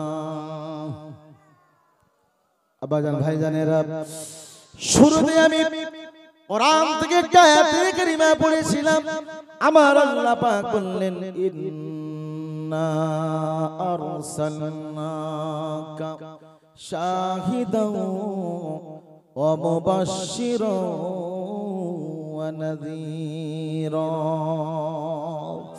আমার আল্লাহ বললেন নিশ্চয়ই আমি আল্লাহ ইন্না আরসালনাকা আমি আল্লাহ পাক আমার নবীকে পাঠিয়েছি শাহিদা আমার নবীর কয়েকটা গুণ এবং বৈশিষ্ট্য দিয়ে আমি আল্লাহ পাক প্রেরণ করেছি আমার হাবিবকে পাঠিয়েছি এক নাম্বার হলো শাহিদা আমার নবীকে আমি আল্লাহ পাক বড় সাক্ষ্যদানকারী হিসাবে দুনিয়ার জমিনে আমি আল্লাহ পাক প্রেরণ করেছি নবী হলেন বড় সাক্ষ্যদানকারী কিয়ামতের মাঠে নবী সাক্ষী দেবেন ঈসা আলাইহিস সালাম তিনি যখন আল্লাহর কাছে আল্লাহ তানার উম্মতানিরা অস্বীকার করবে ঈসা আলাইহিস সালাম আমাদের কাছে আজকের দিনের ব্যাপারে বলেনি ঈসা আলাইহিস সালামের হয়ে আল্লাহ পাকের নবী আমাদের নবী কিয়ামতের দিন তিনি সাক্ষী দেবেন অনেক লম্বা কথা আমি যে কথাটা বোঝানোর জন্য বলতে চাইছি দ্বিতীয় নাম্বার হলো অমুবাশশিরা আমার আল্লাহ পাক বললেন আমার নবীকে আমি আল্লাহ পাক বড় সুসংবাদকারী হিসাবে দুনিয়ার জমিনে প্রেরণ করেছি একদিকে নবী সাক্ষী দেবে দ্বিতীয় নাম্বার আমার নবী হলো সুসংবাদকারী এমন সুসংবাদ তোমাদের দিয়েছে যে সুসংবাদ অন্য কোন নবী দেয়নি আম্মা জান আয়েশা সিদ্দিকা রাদিয়াল্লাহু তাআলা আনহা রাসূলুল্লাহকে বললেন ও আমার স্বামী কিয়ামতের মাঠ যখন কায়েম হয়ে যাবে এই কিয়ামতের মহাময়দানে আল্লাহ পাক যখন উঠবে কোটি কোটি কোটি কোটি মানুষ হবে কিয়ামতের মাঠে আমি আপনার বিবি আয়েশা সেই দিন কোথায় আপনাকে খুঁজে পাবো রাসূলুল্লাহ বলেছিলেন বিবি ও আমার বিবি আয়েশা শুনে রাখো কিয়ামতের মহামাঠ মহাময়দানে কোথাও যদি তোমার স্বামীকে খুঁজে না পাও সোজা চলে যাবে মিজানের ধারে। আম্মা আয়েশা সিদ্দিকা রাদিয়াল্লাহু তাআলা আনহা বলেন, ইয়া রাসূলুল্লাহ, ইয়া হাবিবাল্লাহ, স্বামী গো সেখানে আপনি কি করবেন? নবী বললেন, বিবি ওই মিজানে ওই দাড়ি পাল্লাতে আমার উম্মাতানিদের নেকি এবং গুনাহগুলোকে ওজন করা হবে। আমার যে উম্মাতানিদের নেকির পাল্লাটা হালকা হয়ে গুনার পাল্লাটা ভারী হয়ে আল্লাহর জাহান্নামী হয়ে যাবে। আমি রাসূলুল্লাহ সেই সময় সইতে পারবো না, সহ্য করতে পারবো না। আমার কোন উম্মত জাহান্নামে যাবে, আমি নবী সইতে পারবো না। সেই দিন আমি তোমার স্বামী জনাবে মুহাম্মদুর রাসূলুল্লাহ সাল্লাল্লাহু আলাইহি ওয়াসাল্লাম আমার শাহাদাত আঙ্গুলখানা ওই গুনাহগার উম্মাতানিদের নেকির পাল্লায় চাপিয়ে দিয়ে, নেকির পাল্লাটা ঝুঁকিয়ে দিয়ে, গুনার পাল্লাটা হালকা করে দিয়ে আমি রাসূলুল্লাহ আমার ওই উম্মাতানিদেরকে আল্লাহর দয়ার জান্নাতে নিয়ে যাওয়ার ব্যবস্থা করে দেব। এই সুসংবাদ অন্য কোন নবী দেননি। আমার আল্লাহ পাক বললেন, আমার নবীকে এমন সুসংবাদকারী হিসাবে তোমাদের কাছে প্রেরণ করেছি বান্দা ও বান্দিরা। আমার নবী এমন সুসংবাদ তোমাদেরকে দিলেন। আম্মা আয়েশা সিদ্দিকা রাদিয়াল্লাহু তাআলা আনহা বলেন, ইয়া রাসূলুল্লাহ, ইয়া হাবিবাল্লাহ, স্বামী গো সেখানে যদি না পাই কোথায় যাব? রাসূলুল্লাহ বলেছিলেন, বিবি আয়েশা সেখানে যদি না পাও সোজা চলে যাবে পুলসিরাতের কিনারে। আম্মা আয়েশা সিদ্দিকা রাদিয়াল্লাহু তাআলা আনহা বলেন, ইয়া রাসূলুল্লাহ, ইয়া হাবিবাল্লাহ, স্বামী গো আপনি সেখানে কি করবেন? রাসূলুল্লাহ বলেছিলেন, বিবি ও বিবি আয়েশা শুনে রাখো, ওই পুলসিরাতের কিনারা, পুলসিরাতে এমন হবে চুলের থেকে চিকন, হীরের থেকেও ধার হবে। আমার কিছু উম্মাতানিরা দ্রুত গতিতে পেরিয়ে যাবে, বিজলির গতিতে তারা পেরিয়ে যাবে। কিছু উম্মাতানি চলতে চলতে পেরিয়ে যাবে। কিছু উম্মাতানিরা ওই পুলসিরাতটা পার হতে পারবে না। চুলের থেকেও চিকন, হীরের থেকেও ধার, যার তলদেশে আল্লাহ পাকের জাহান্নামের আগুন দাউ দাউ করে জ্বলবে। আমার গুনাহগার উম্মাতানিরা হাও মাও করে কান্নাকাটি করবে। আমি নবী সইতে পারবো না, আমি রাসূল সহ্য করতে পারবো না। ও বিবি আয়েশা শুনে রাখো, আমার যে সকল গুনাহগার উম্মাতানিরা কান্নাকাটি করবে, আমি তোমার স্বামী রাসূলুল্লাহ সেই দিন সেই উম্মাতানিদের হাতগুলো ধরে ধরে পুলসিরাতটা পার করে দিয়ে আল্লাহর দয়ার জান্নাতে নিয়ে যাওয়ার ব্যবস্থা করে দেব। ছেলে বলতে হবে না, জোরে বলা যাবে না। এই সুসংবাদ অন্য কোন নবী আমাদের দেননি। আমাদের জননী মা আয়েশা সিদ্দিকা রাদিয়াল্লাহু তাআলা আনহা বলেন, ইয়া রাসূলুল্লাহ, ইয়া হাবিবাল্লাহ, স্বামী গো সেখানে যদি না পাই কোথায় যাব? রাসূলুল্লাহ বলেছিলেন, বিবি ও বিবি আয়েশা শুনে রাখো, সেখানে যদি না পাও সোজা চলে যাবে হাউজে কাউসারের কিনারে। আম্মা আয়েশা সিদ্দিকা রাদিয়াল্লাহু তাআলা আনহা বলেন, স্বামী গো সেখানে আপনি কি করবেন?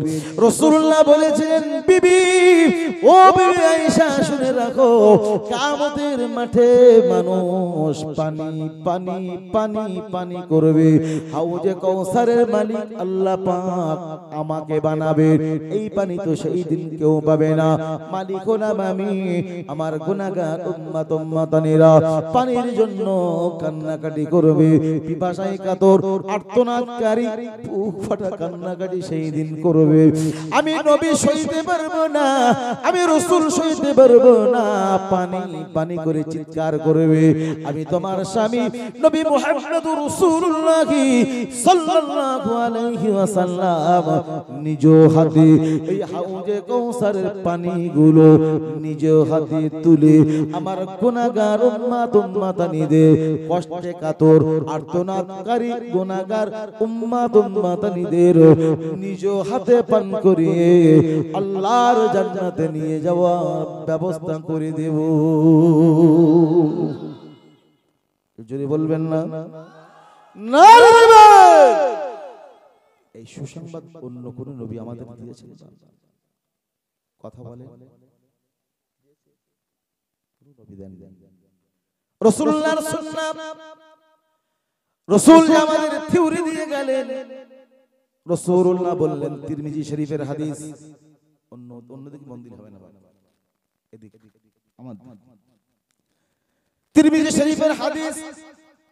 রাসূলুল্লাহ বললেন, আমি তোমাদের নবী জনাবে মুহাম্মদ রাসূলুল্লাহ সাল্লাল্লাহু আলাইহি ওয়াসাল্লাম জানিয়ে দিলাম, তোমরা যখন বাড়িতে প্রবেশ করবে সালাম দেবে। সালাম যদি না দাও তোমার সঙ্গে শয়তান ঢুকবে। যদি বলেন শয়তান প্রবেশ করবে ঘরের ভিতরে, তোমার সঙ্গে শয়তান ঢুকবে। তুমি যখন খেতে বসবে সেই সময় হাত ধুয়ে তুমি খেতে বসবে। হাত যদি না ধো আর দোয়াটা যদি না পড়ো তোমার সঙ্গে শয়তান শরীক হয়ে যাবে। নবী বলেছেন তোমার সঙ্গে শয়তান শরীক হবে।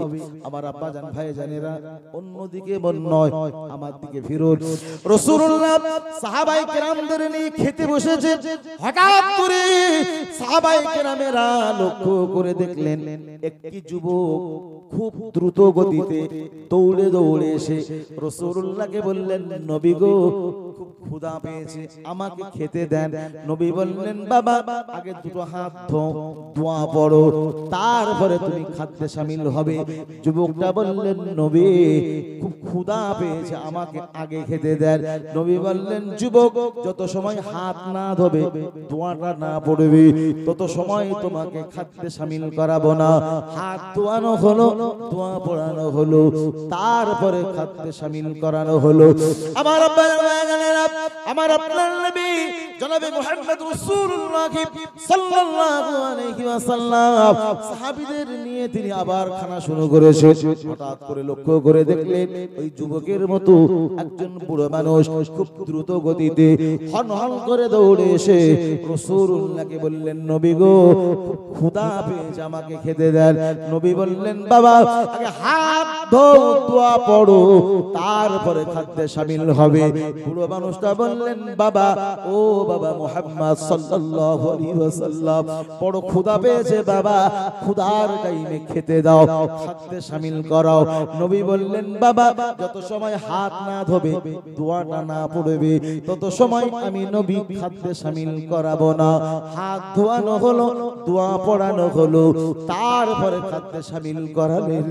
খাওয়া শেষ, সাহাবায়ে কেরামের রাসূলুল্লাহকে লক্ষ্য করে বললেন, ইয়া রাসূলুল্লাহ, ইয়া হাবিবাল্লাহ, হুজুর এই যুবক এবং বৃদ্ধা বুড়ো মানুষকে খাদ্যে সেই শামিল করালেন, খেতে দিলেন, খাদ্যে শামিল করালেন, কেন বিলম্ব করালেন?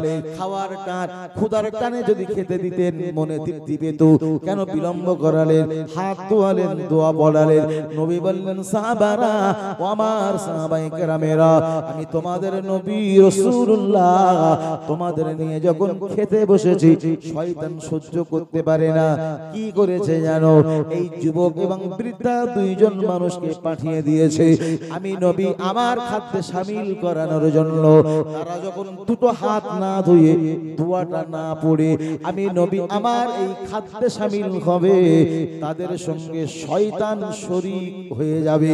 এজন্যই আমি নবী শয়তানকে শরীক করতে দেব না বলে, শয়তানকে শরীক হতে দেব না বলে হাত ধুইয়ে, দোয়া পড়িয়ে, তারপরে খাদ্যে শামিল করিয়েছি।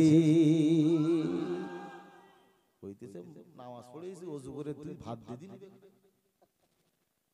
আমরা বাজানেরা ভুলাভাই বুঝবেন না, ওযু বানিয়েছেন আলহামদুলিল্লাহ ঠিক আছে, আপনি নামাজে নিয়ত করেছেন, আপনি হাত বাঁধলেন না, তাহারিমা বাঁধলেন, হাতের উপর হাত ঘামা শুরু হলো, এই অবস্থায় জামায় হাত লাগালেন, রুকুতে গেলেন, রুকুতে যখন গেলেন কত জীবাণু খালি চোখে আমরা দেখতে পাই না, জামায় লেগে থাকা জীবাণু হাতে লেগে গেল। আমি আপনি যখন সিজদায় গেলাম, ওই মসজিদের মুসাল্লায় কত মুসল্লি পা দিয়ে চলে গেছে, তার পায়ে কত ধুলাবালি জীবাণু লেগে রয়েছে, সেখানে হাত দিয়ে নামাজ পড়লাম, আমার আপনার সালাম ফিরানো হয়ে গেল, দোয়া চাই না, আল্লাহ মান দাও, হাতি দাও, ঘোড়া দাও, ভেড়া দাও, অনেক দোয়া কান্নাকাটি করে হাত দোকান ধরে সুন্দর করে মুখে মলে দিলাম, ওই ঘাম হাতে লেগে গেল। খানা বাড়ি গিয়ে বলছে ওযুর সময় হাত ধুইলাম, ভাত দিই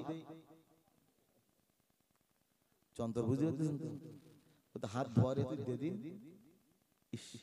মানে আমাদের কোনো মানে বাদ বিচার কিচ্ছু নেই, যে পাট পরিষ্কার পরিচ্ছন্ন কিছু বুঝিনি, মাঠের থেকে এসে হাত ধোয়ানা, মুখ ধোয়ানা, পা ধোয়ানা এইভাবে খাচ্ছে। কিন্তু আমাদের গায়ের কম যারা দেখবেন, ওরা কোথা থেকে লাগে পাটা ধরে, মানে ধরছে তো ধরছে পানি দিয়ে, পা হাত সুন্দর করে ধুয়ে সাবান টাবান দিয়ে তারপরে এবার খায়। আমাকে হাত দিতে হয় না, ও মানে কিছুই করা লাগে না, মানে হলি খাতি হয় তাই খাই, আর সুতি হয় তাই কোনো সিস্টেম নেই। তা আমার ওই যন্ত্র এরম তো হবে, কোনো সিস্টেম নেই, বিবির কাছে থাকতে হয় তাই কোনো সিস্টেম জানি না।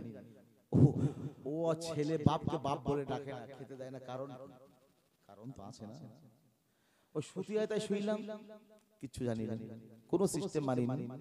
রাসূল যে থিওরি আমাদের দিয়ে গেছেন, সিস্টেম যে রাসূল আমাদের বলে গেছেন, রাসূল যে আমার আপনার পথ প্রদর্শক, কিছু মানি না।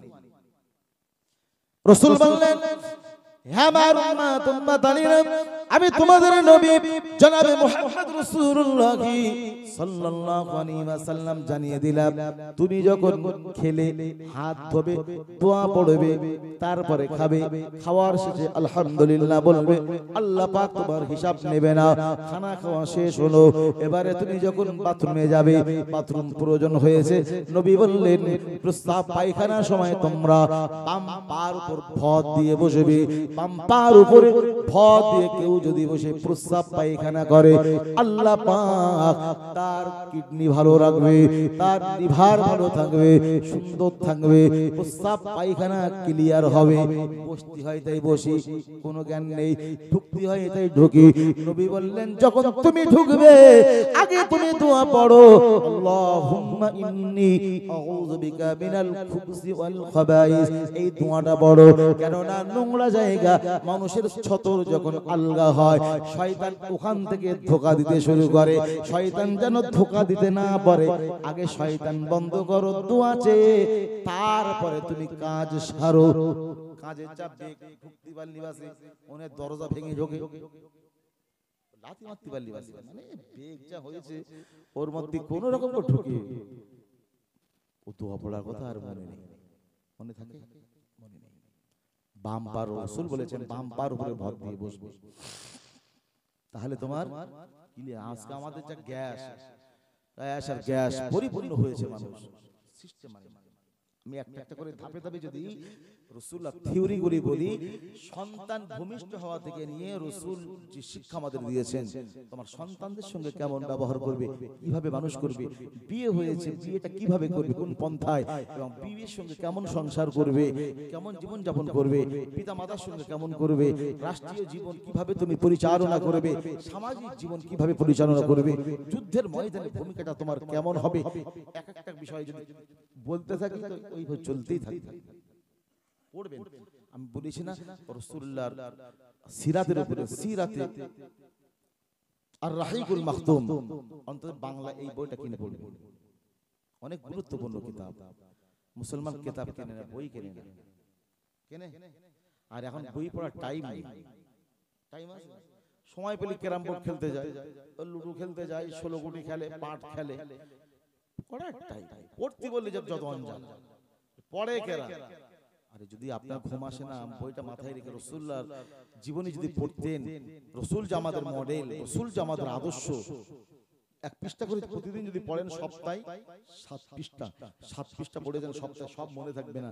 7 পৃষ্ঠার মধ্যে যদি 5 লাইন মনে থাকে, সেই 5 লাইন যদি আমি আপনি কাজে লাগাতে পারি, এমন করে যদি সপ্তাহে 4 সপ্তাহ ধরেন 1 মাস 5 লাইন করে মনে হলো 4 5 20 লাইন যদি আমি আপনি মনে করে যদি রেখে আমল করতে পারি, জীবনে কাজে আসবে। ও খেলবে, 16 গুটি খেলবে, পাট খেলবে, গ্রাম খেলবে। আর এখন আসে খেলাধুলা নেই। আমাদের ছোটবেলায় কিতকিত খেলতাম, বুড়িচ্ছু খেলতাম, খেলতেন না? হ্যাঁ না কিছু বলে না। এসে পলাটু লুকোচুরি খেলতাম ছোটবেলায়। এখন আর লুকোচুরি আছে নাকি? হ্যালো, এখন কোথায়? খেলা চলছে মোবাইল আর গেম, মানে ধ্যানে মত্ত হয়ে গেছে। ওদিকে এক খেলা, আর এই পাবজি যা উঠেছে, মোটামুটি ওই খেলায় ছেলেগুলো সব নষ্ট হয়ে গেল, ধ্বংস হয়ে গেল, সমাজ শেষ, সন্তান শেষ, ওদিকে বউ শেষ। স্বামীটা বাড়িতে যেতেই পারলি বাসে, ও যদি একবার যায় মোটামুটি ওইটা নিজে পড়লো, রান্না চুলো চুদড়ি। এখন কোন রকম করে রান্না করে সব তো রেডি। আগের দিনে 50 গ্রাম তেল আনতো, 50 গ্রাম পেঁয়াজ, 1 কেজি চাল, 500 আলু, এইভাবে আমার যা দেখা তাই কিন্তু বলছি, বিশ্বাস করেন। এইভাবে বাজার করতে মানুষ দিন আনা দিন খাওয়ার মতো চলতো। এখন তো সব বাড়ি রেডি, ফ্রিজ মাল রেডি, আদা রসুন পেশাই করা একদম কমপ্লিট। ওখানে আলু ছিলে, সবজি ছিলে, কমপ্লিট করা রেডি, শুধু চাপালেই হয়। পোলট্রি যেমন ও মোটামুটি এনে ছিলে বসাতি রান্না, মানে ওর রান্না অর্ধেক হয়েই রয়েছে পোলট্রি। হ্যাঁ ঠিক বলছি না? কথা বলে না, ওটা কি গোস্তের মধ্যে নাকি? কিন্তু মানুষ না পেয়ে খায়, ও দিদি হয়ে যায়। তা মাহবুবদের এখন সব রেডি, শুধু দিলেই তো হয়ে যাবে। টাইম পাস করে দিল। হায় রে, সমাজ তো সব শেষ, কোনো সিস্টেম নেই, কোনো মানামানি নেই। একটু যে পড়বে, শিখবে, জানবে, বুঝবে, সন্তানদেরকে একটু দেবে। একজন মা পারে একজন সন্তানকে আল্লাহর ওলি বানাতে। একজন মা, রাসূল বলেছে, মা যদি ভালো হয়, সন্তানকে যখন পোশাকটা পরাবে, সন্তানের গালে যখন মায়ের স্তনটা দেবে, অর্থাৎ বাম স্তনটা আগে না দিয়ে ডান স্তনটা দেবে, রাসূল শিখিয়েছেন বিসমিল্লাহ বলে দেবে। মা, ওই শিশু বাচ্চা বলতে পারে না, মা যদি না বলে শয়তান ওই তোমার সন্তানের সঙ্গে শরীক হয়ে দুধ পান করবে। রাসূল বলেছেন আগে ডান স্তনটা দেবে, বিসমিল্লাহ বলে দেবে, আল্লাহ সুস্থ রাখবে। আমার আপনার ছেলের সঙ্গে যদি মার সঙ্গে শয়তানও খায়, তো ও ছেলের কি রোগ ছাড়া? ওরে ঘন ঘন সপ্তাহে 7 দিন, সপ্তাহে 9 দিন ডাক্তারখানা নিয়ে যেতে। মানে কোন সিস্টেম, রাসূলুল্লাহর কোন থিওরি আমরা মেনে চলি না। সন্তানকে কিভাবে রাখবেন? রাসূল বলেছেন সন্তান ভূমিষ্ঠ হলে 7 দিনের দিন আকিকা করো, তার মাথা নেড়া করে দাও, তার সুন্দর নাম রাখো, নখ চুল কেটে দাও, চুল এবং নখের সমপরিমাণ হয় সোনা না হয় রূপা দান সদকা করে দাও। আল্লাহ পাক বড় বড় বড় বড় বিপদ মুসিবত থেকে আল্লাহ পাক ওই সন্তানটাকে হেফাজত রেখে দেবেন। সুবহানাল্লাহ বলবেন না? মুসলমান করে 7 দিনের দিন আকিকা, ও আর মনে নেই। আর মেয়েরা মানুষ না, তো মানুষ নেই, মেয়েরা তো মানুষ না, ওই জন্য করে না। নবী বলেছেন যে তোমার ছেলে হলে দুটো ছাগল, আর মেয়ে হলে একটা ছাগল। যদি তুমি পারো ছেলে হলে দুটো, না পারলে একটা, আকিকা করবে। ওই পশমের পরিবর্তে পশম জাহান্নামের আগুন থেকে যে দোয়া করা হয়। আপনারা ব্যস্ত হয়েছেন নাকি? কষ্ট পাচ্ছেন বলছি না নাকি? রাগ করছেন না তো? শুনবেন? কারা কারা শুনতে রাজি? দেখি সবাই। ওই ভাইরা শুনবে না? ও ভাই, আমার প্রতি এরকম করবা তোমরা? কেল করবা? সবাই রাজি? কারা কারা রাজি? দুটো হাত ধরে আল্লাহর নামে তাকবীর দেন। নারে তাকবীর। ও ভাইরা বলতে হাত তুলে লাভ নেই, হুজুর তো দেখতে পাচ্ছে আমাদের যে ঘুম পাচ্ছে, শয়তান বলে আমাদের ধোঁকা দিচ্ছে, বলে যে কোন রকম কায়দায় তো উঠতে পারলি বাসে, কিন্তু উঠি বা কি করে? শেষ রাত। আর হুজুর চেনা হুজুর গত বছর এসেছিল, আর বসিরহাটে এইছে, আবার কতটা টাকা দিতে মানে তার ঠিক নেই, তখন তো ওয়াজ শুনে বাড়ি উঠতে পারতেছেন। এরম যেন নিয়ত না হয়। বসছেন, নিয়ত নিয়েই বসুন, যতটুকু শুনবো জীবন পরিবর্তন নিয়ে দেয়। কেননা আল্লাহ পাক বললেন ইন্নাল্লাহা লা ইউগাইয়িরু মা বিকওমিন হাত্তা ইউগাইয়িরু মা বিআনফুসিহিম। আমি ওই কওম জাতিকে অত সময় পরিবর্তন করি না যে জাতি কওম